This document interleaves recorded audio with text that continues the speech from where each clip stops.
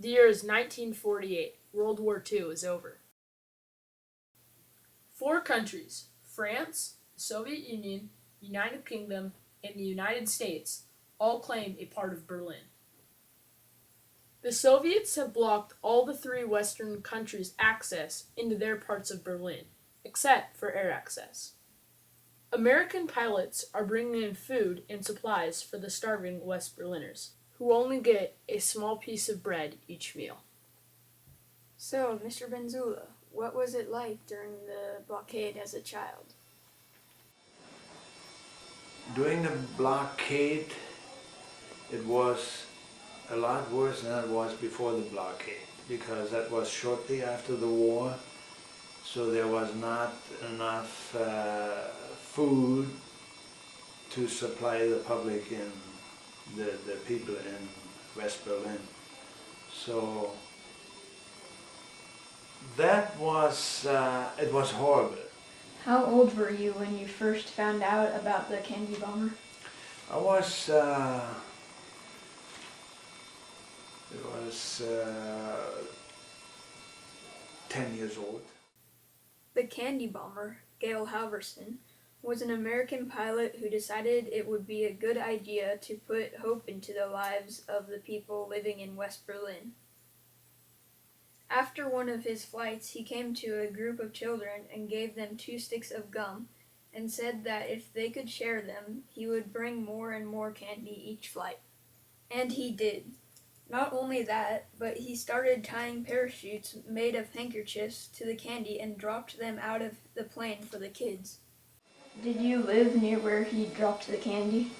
No, I did not. We lived about 10, roughly 10 miles or so from the, maybe not quite that far, maybe 8 miles from the airport Tempelhof, where the planes landed and started dropping the candies, which was mostly dropped when they were on a final to land or when they were taking off. Colonel Halvorsen wiggled his airplane's wings to signal he was about to drop the candy. How did you know what days he was coming? That was, it was a big deal, and nobody really knew exactly when they were coming in. So it was more or less when he came in and he wiggled the wings, the kids knew that's Colonel Halvorsen.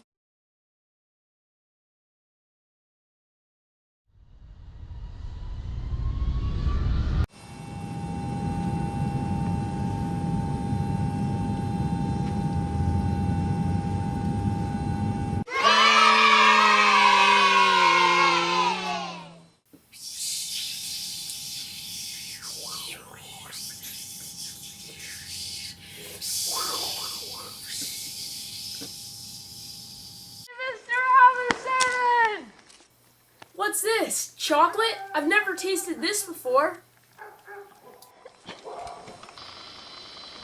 Yay, Mr. Halvorsen! Yay!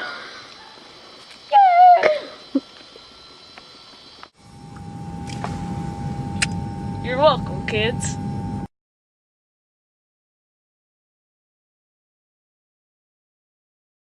How many times did you get a piece of candy? Well, I just happened to get one parachute. You know, there were a lot of kids there. They came from all over because I wasn't the only one who knew about that he was going to drop some candy at a specific location. So I had to chase a parachute, a little parachute with candy, and I did catch one just before it hit the ground. Did this change your view on Americans? I had a good view on the Americans before the candy drop, because when they started with the airlift, they brought us food which we didn't have. And even though when you were a little kid, 10 years old, and you looked in the sky and you seen the big airplanes coming in, the C-47 and C-54s, You know, every time they came flying over the city, they brought either food or flour or medicine or coal or whatever to support the West Berliners. It strengthened my view over the years about the Americans, what they did for the Berliners. Gail Halvorsen flew two different types of planes, the C-47 and the C-54, both of which were cargo planes. That's the one he dropped in Sacramento. Gail was born on October 10th, 1920, in Salt Lake City, Utah. By the end of his candy bombing campaign, he and his fellow pilots had dropped 23 tons of candy. By himself, he dropped 850 pounds of candy over various areas of Berlin. He has recounted his candy bombings in his book, The Berlin Candy Bomber. Gail Halvorsen is 87 years old and splits his time between a summer house in Utah and a winter house in Arizona. He is considered a hero everywhere.